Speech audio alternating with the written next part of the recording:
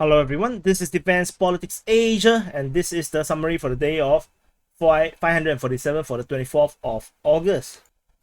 Let's start off with the Wagner situation, the Prigozhin situation. Putin have addressed the Siversk plane crash that allegedly have Prigozhin on board. So he says that what had happened is a tragedy, and there are employees on the of the Wagner on the plane that they have made a significant contribution to fighting the neo-Nazis in Ukraine, and he said that this will not be forgotten and this will be remembered. And he said Prigozhin is a man of difficult fate, made serious mistakes in life, but have created results for himself and the country. So it's a talented person, especially regarding business. And so far, he said that the preliminary investigation into the crash has begun, and he believed that it will be fully investigated. And he said that the investigation will take some time. The problem is, he acknowledged this. No, I would say this is a bit of early commitment, into this. He could have just said, I'm not sure if it's Prigozhin, that kind of thing, or I just spoke to him on the phone. But the fact that he said he kind of made this statement does seems like Prigozhin is dead. And however, the official Wagner Telegram channels still has not committed to the death of their leaders. So again, in the separate post, they have first already asked people to be a bit conservative about the information, and then they actually came out with another post saying that they want to remind people that any statement coming out from any commanders of the Wagner private military contractors are fake. He said they only trust official sources, and this actually come after I saw one video posted by pro-Ukrainian sources on Twitter showing some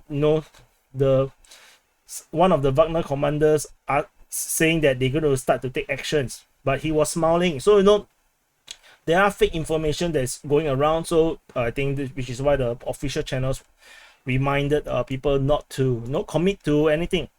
So we move to the southern front. At the southern front, the Ukrainian forces landed troops at Avdiivka.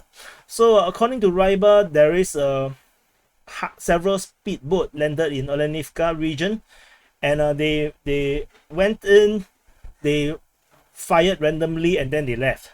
So they are even captured by security cameras, so which is kind of interesting.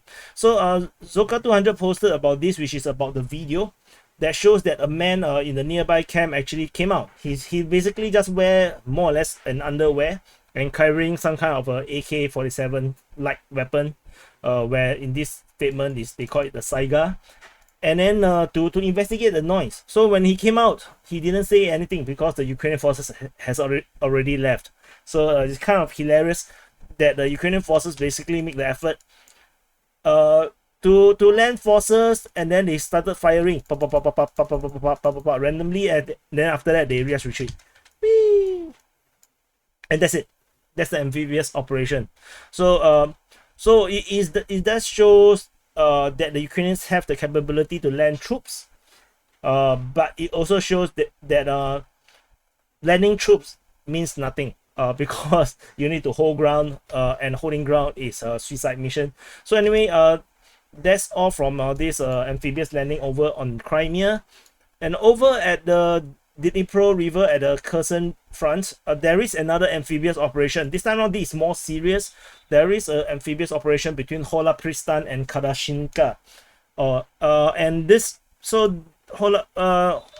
is Hola Pristan and Kadashinka, and somewhere in between here, the Ukrainian forces actually landed troops, and engagement ensued with Russian forces engaging them, allegedly based on information coming from the Russian sources, the pro-Russian source. As usual, this kind of information always only come out in Ryba.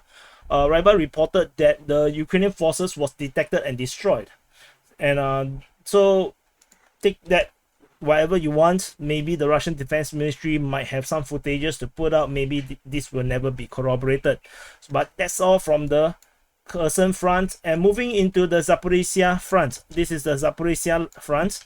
At the Zaporizhzhia front, we have over at the Kupiansk sector some shelling reported at Pyatikaki. According to Russian source, Ryba, they reported that the Ukrainian forces tried to enter Pyatikaki again, basically, which is pretty much a ghost town at this moment. They got spotted, and then the Russian forces basically fired upon them again. So that's all we know of this incident. So that's it. Over at the Orikhiv sector, at the Orikhiv sector, the Ukrainian forces continue their offensive in the Melitopol direction. This is what they used to call it. And fighting is reported in multiple directions. There is fighting reported in the Uspenivka region, Robotyne, east of Robotyne, and towards Svatove. So the fighting reported near Uspenivka is actually reported by the Russian Defense Ministry. Over at Robotyne, the Ukrainian forces have already claimed at least the pro-Ukrainian sources has already claimed that Robotyne has been captured. However, based on Russian Defense Ministry, fighting is still reported near Robotyne or at Robotyne. And according to Ryba, the pro-Russian source, they reported that the fighting continues in the southern outskirt or southern part of the settlement. And this can be confirmed with a geolocation of some drone footage of fighting reported in the southern side by the pro-Ukrainian source Dnipro Osin. And according to Ryba, they also mentioned that the Ukrainian forces are entrenched in the northern part of the town while they continue to fight in the southern outskirts. So basically, the Ukrainian forces is holding up in the northern part as they continue to send forces and raiding parties down south to attack the Russian forces that is currently trying to either recapture or they are holding the positions along the southern side. So basically, most likely even the Russian forces are actually not entrenched in the southern part. They are probably entrenched along this forest line that is or the forest region around here, and they are actually sending troops in to engage the Ukrainians that is currently also attacking southward. This is most likely what is happening currently right now over at Robotyne, which is also why the pro-Ukrainian sources are saying that Robotyne has been fully captured, because the Russian forces basically has been ejected out of the town. However, it is not secured, so anytime the Russians can enter, I don't think you can call that capture.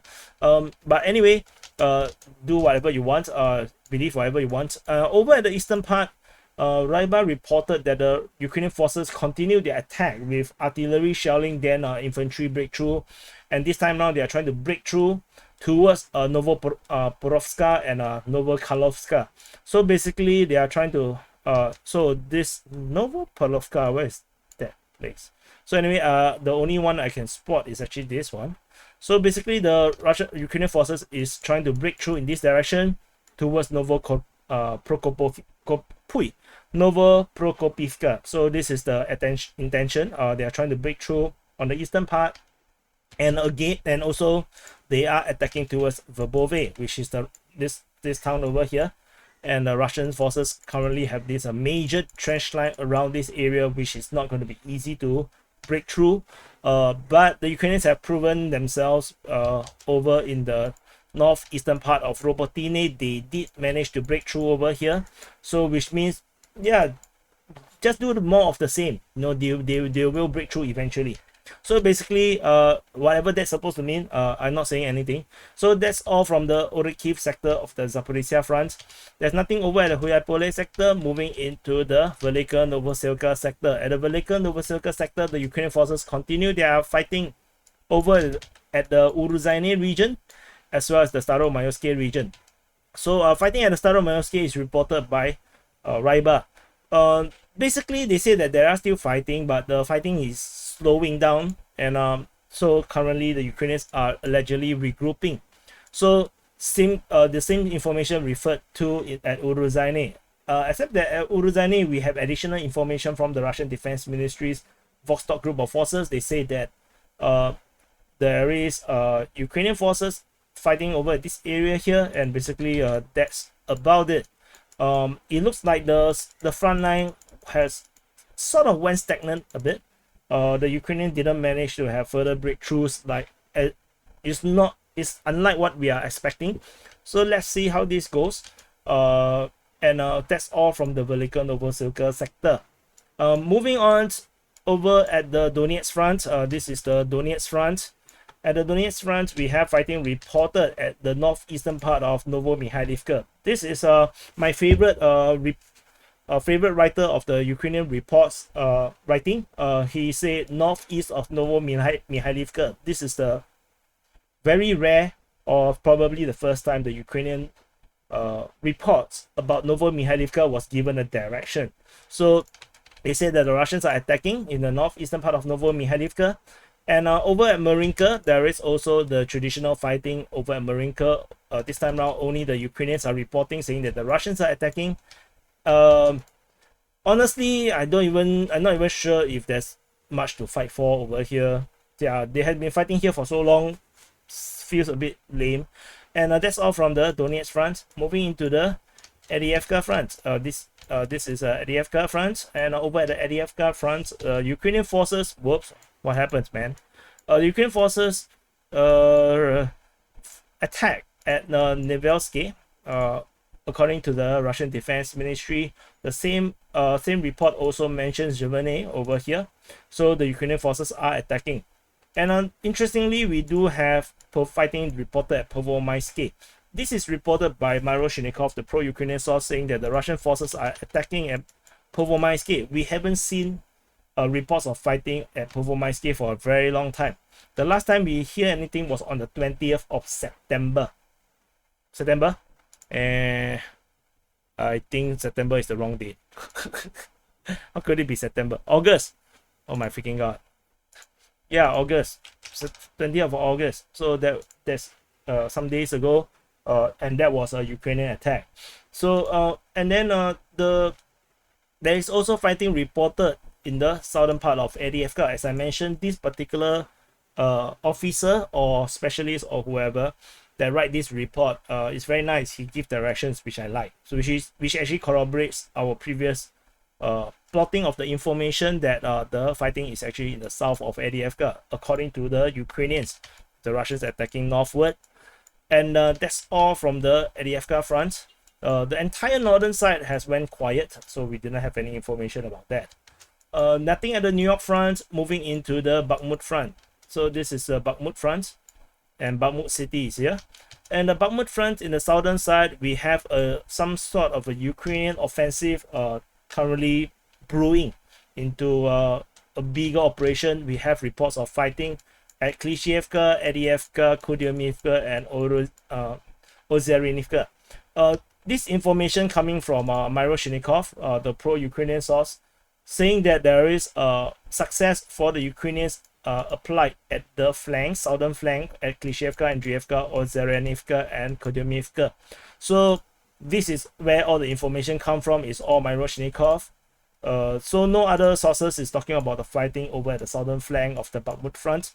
So yeah, so that's all for it.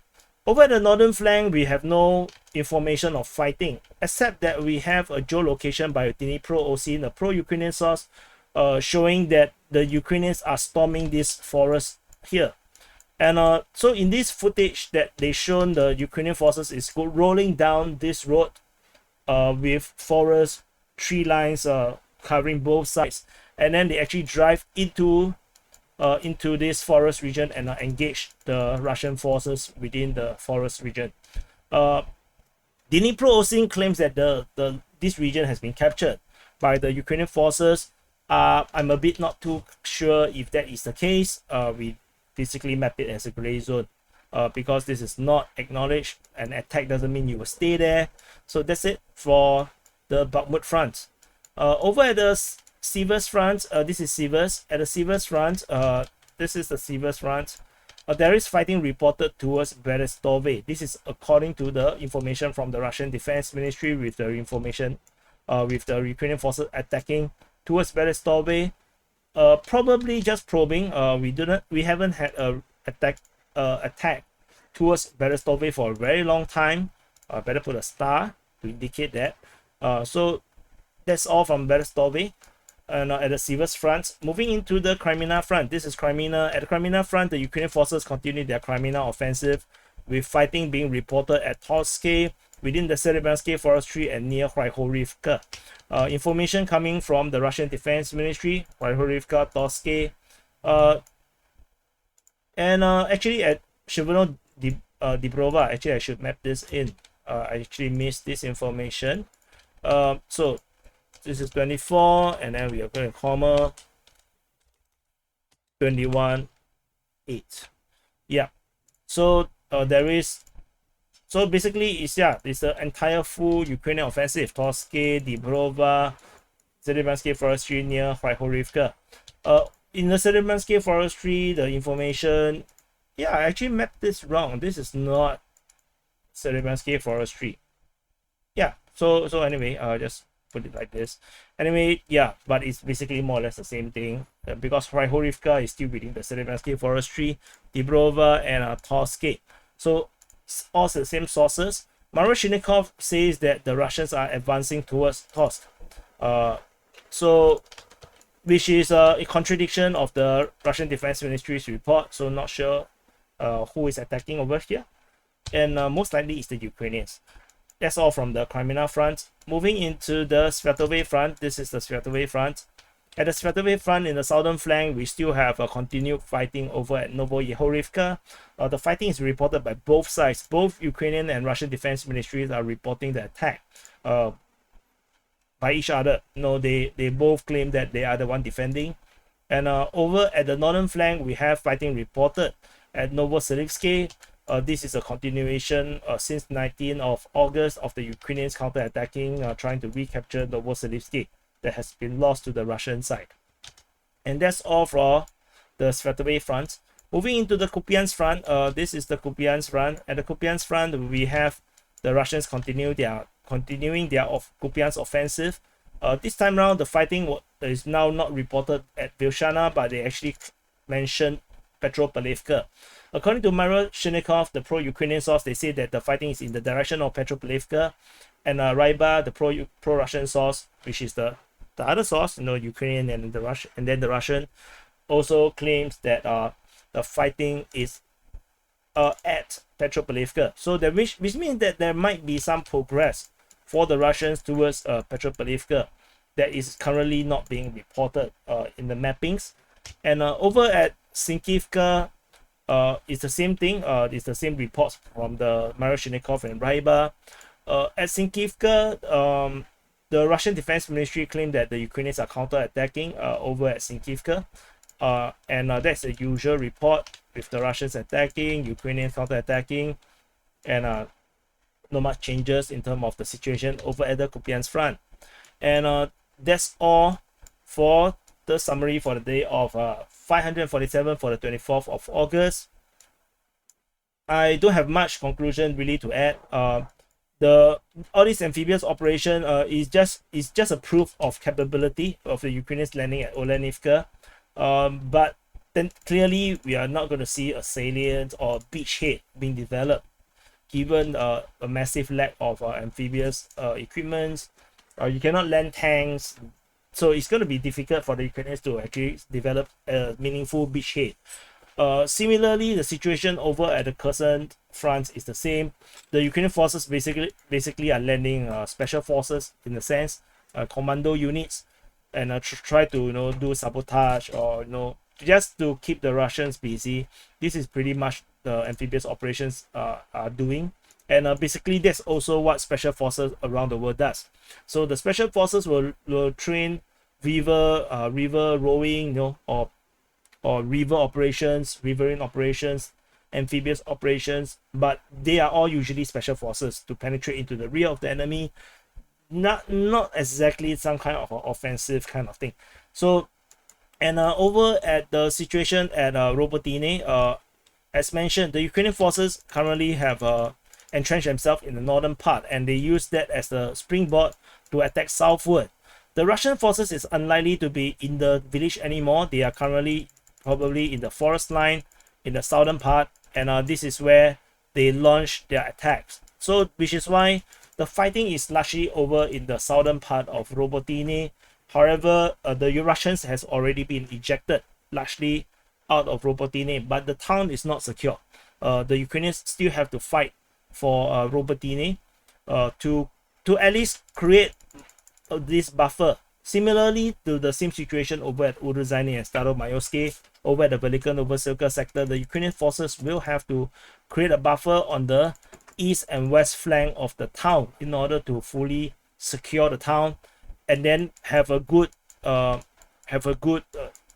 springboard, or a good foundation for them to push southward from Robotyne. So without that, it's going to be difficult with the Russians too close to the southern outskirts.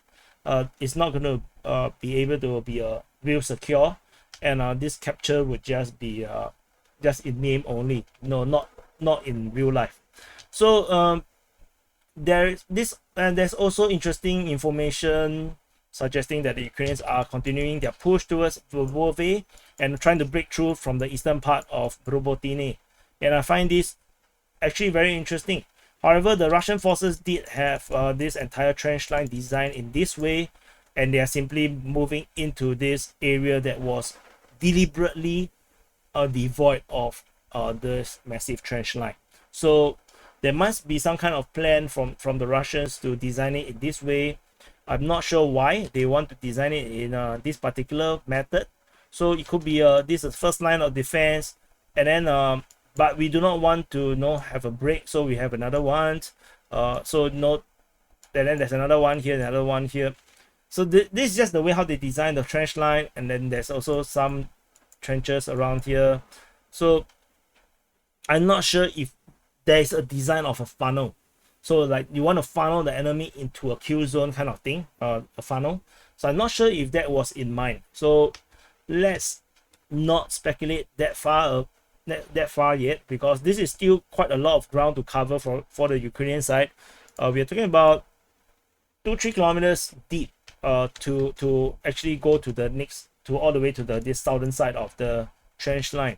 So it's still quite a distance given the intensity of the fighting over at the Robotyne region. Over at the Zaporizhzhia region, Zaporizhzhia, this area, it looks like it went into a stalemate. The Ukrainian progress has entirely ground to a halt.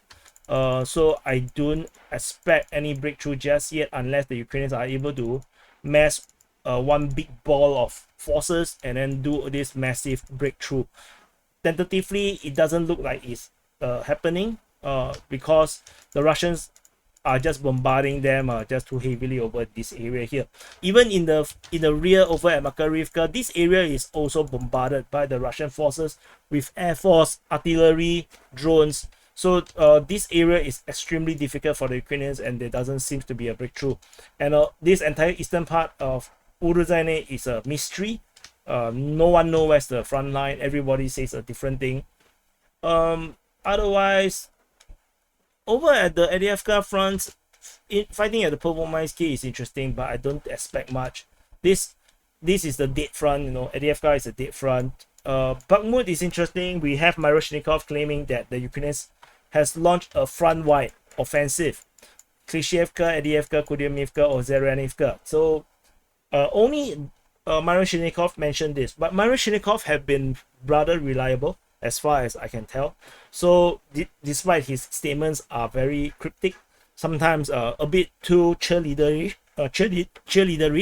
but no, it's okay. I think something to watch to see whether this will end up in any kind of breakthrough. Northern flank is pretty much dead at this moment. Crimean front is another dead front. Fighting at Novoyehorivka, no, I don't think much is going to happen there. Novoselivsk is another one. I think even the Russian Kupiansk front is starting to look a bit dead, although it seems like there is some kind of progress since the statements now stopped using Vershana. They start to use Petropavlivka, but we shall continue to see whether this is the case. Too little intelligence coming out from the Kupiansk front, so it's a bit hard to tell what is exactly happening.